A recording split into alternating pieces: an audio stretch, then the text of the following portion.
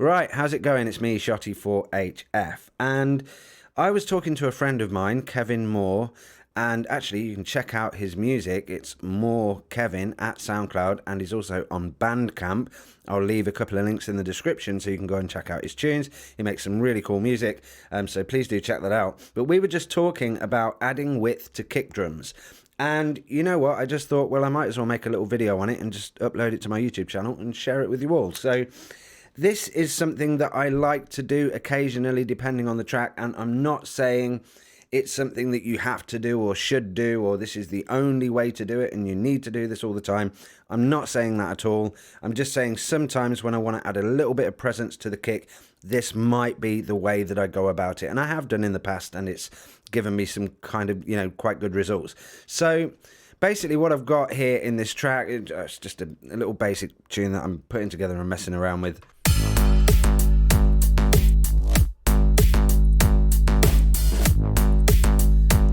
Okay, so it's just a little kind of groove like that. So what I've actually got is a kick drum here loaded up. Let's just have a look at this, and literally just a kick drum loaded into Contact. And the one thing that I would usually do before adding any additional width is I would make the kick mono, and I'll sort of explain this as I go. So I would make that signal completely mono so that I know my kick is coming straight down the center, where all the weight and the bass is going to be mono. So you're going to get more punch in the kick because it's centered. And then what I would do is start to add my own width. So I've got total control over the width that I'm adding to the kick. So I would just have a listen to the kick when it's actually been centered to mono, or I should say summed to mono, just to ensure that there are no phasing issues, and also just having a look at the correlation and just making sure that everything's okay with that, which it is, it's fine, and as you can see, it is dead center. So from there, what I would actually do is create a parallel channel. Okay, so I'll just call this kick parallel, and then I would send this kick to the parallel channel. So let's just do that, and then send it to there. Okay, so now I've got the kick coming through the parallel channel, which is obviously just double the signal, double the gain. And then on the parallel channel, what I would start by doing is adding some distortion, and I'm going to use this multi-band distortion plugin called Fire. And I'm literally going to add a little bit of distortion in the sort of top end frequencies, leaving the low frequencies alone. I've got that set to around about 80 Hertz. And then I'm just going to push the distortion up on this, and I'm actually going to use some hard clipping for this. And let's go all the way. Let's just, try and exaggerate this so you can really hear what I'm doing. Then I'm going to play this back. Okay, and that sound, as you can hear, it's a little bit crunchy. It's a little bit too much at the moment. One of the things I'm going to do is actually high pass this, so I'm just actually working with the click of the kick, and so I'm leaving again the sub frequencies of the kick, and the bass frequencies will remain mono. So let's just turn on a high pass filter, and I'm going to bring this down until I can hear what I want to hear. So that's without it. Okay, and as you can hear, that's coming through quite a lot on there. Now, what I would do to that is put a mono to stereo plugin on there, and I would start to increase the width of the mono distorted signal. So let's have a go with this. And as you can hear, that's now getting quite sort of wide in the top end, but I've got total control over the width of that stereo image. Now, I'm also going to just have a play around with this distortion just to see, because if I do that, you can see it's a little bit, so I'm going to go a little bit lower, which doesn't matter too much.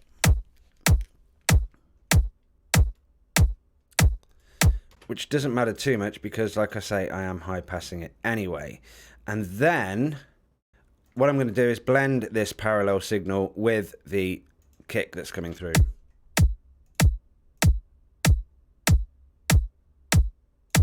And I'm also on the other screen keeping an eye on my stereo image and correlation. So as you can see, we're adding some stereo image back into the signal. So I'm just going to move this out the way. Actually got sort of 3 screens set up, and that's all the way on the third monitor on the right, so I can see that all the time as I'm working. So here we've got this. Now let's just listen to it in the context of the mix without the parallel.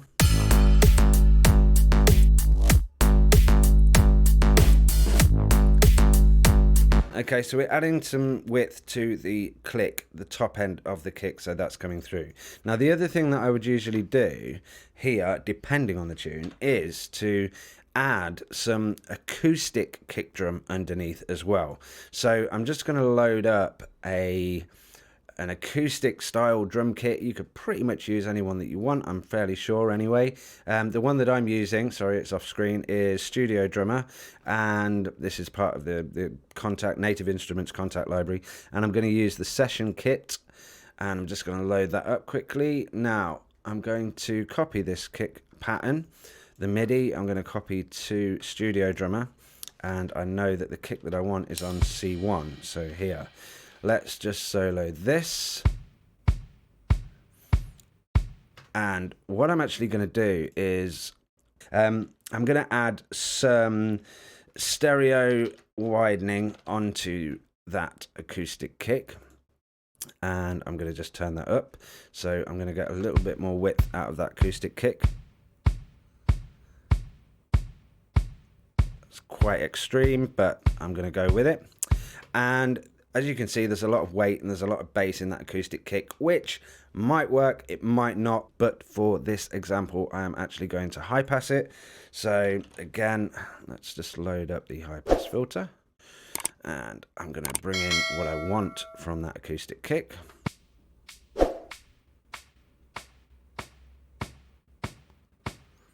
To about there. And just to show you, this is the width of that acoustic kick that we've got here at the moment.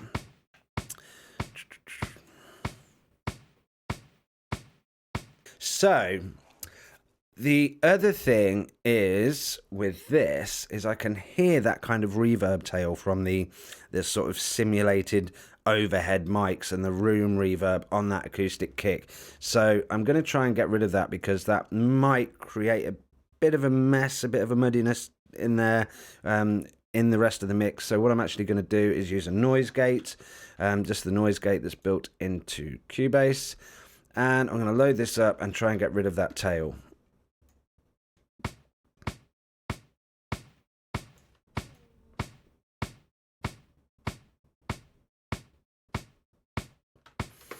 Just like that, so we haven't got that sort of reverb echoing on.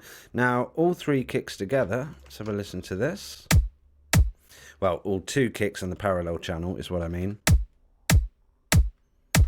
And in the context of the mix, let's just have a listen. So if I get rid of the additional channels that I've just created, and I'm just going to call this kick 1, and do that. So let's just get rid of these 2 and listen to the whole mix.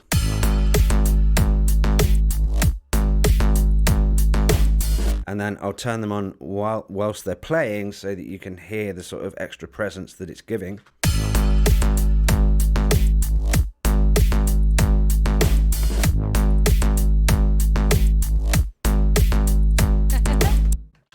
Now, it is only subtle at this stage.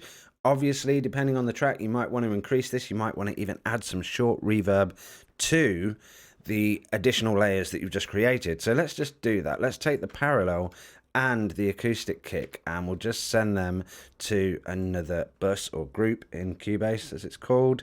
And we'll just call this kick layers. Okay. And now when we solo this, we're getting all 3. But on those 2 layers there, we're now sending to another group. So what I'm going to do is just possibly, and I'm just experimenting at this stage, because you know it might not be right for the mix, but it might, but it's again something that I do sometimes, is to add a short reverb to that top layer. So I'm using this reverb here. I'm just going to go for now 15%. The length probably about 400 milliseconds. Take the size down. Low cut. Yes, we're going to take that up a little bit. Take off a little bit of the reverb in the very, very top end and add a little bit of width to it as well.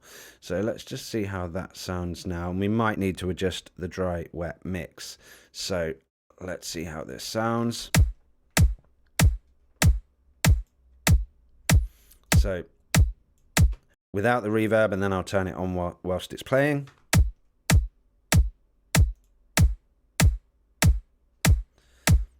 So you can hear that slight tail that's got a little bit of stereo image to it. And now let's hear it all together in the context of the mix.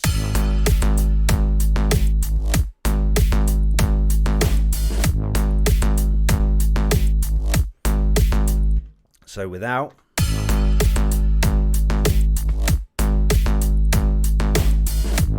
And with, and let's just have a look at what this now looks like when we look at the vector scope. Not a great deal of width looking at that, but you can definitely hear the presence in it. And you know, you don't want necessarily a super wide kick. It's about adding a little bit of presence to that sort of top end click of the kick so that it's a little bit wider, so that you can just sort of perceive it slightly better. And yes, just a little bit of stereo image at the top. So the other thing that I sometimes do, going a little bit further than this, and this certainly isn't always necessary, and I have to go through a few sounds to try and find one that works, is in my files here, I have a folder of, let me just see where I'm at. I'm going to samples, and I think it was 2020. I have this folder of stomp sounds, and I actually got this folder from another YouTube video, and if I can find where I got them from, I will leave a link in the description. But what we've got in here is some thin stomps like this, and these stomp sounds have a super wide image. And what I might do is get one of those and again layer it with the original kick and high pass it. So let's see how that sounds.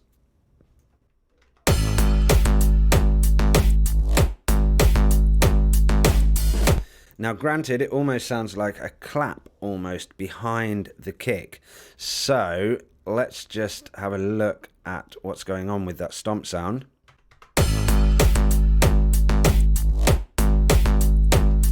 And it's very prominent. It's a little bit too loud. Again, high passing, just so that the bass in the kick remains mono, as I did before. So let's just high pass this and bring in what I want from it.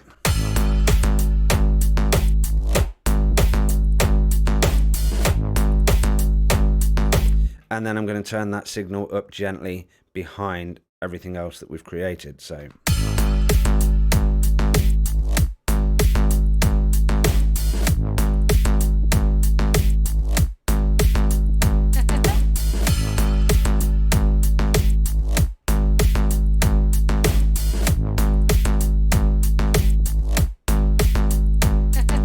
okay, so now, just before I finish the video, let's just do a before and after.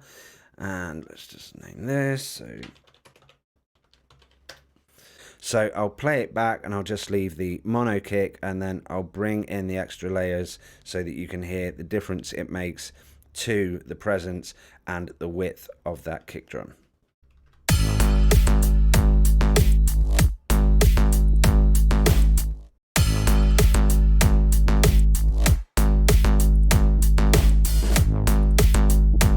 And as I've said, I'm sure there are multiple ways of doing this and getting either similar or even completely different results.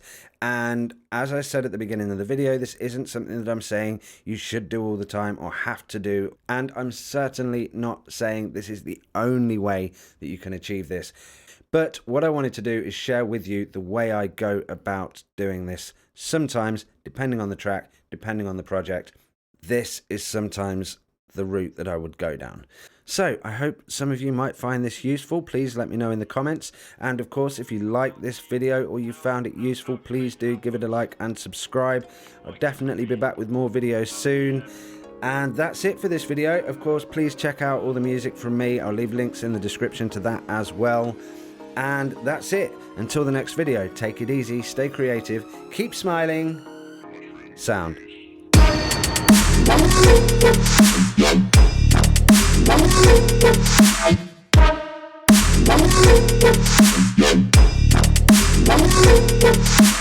What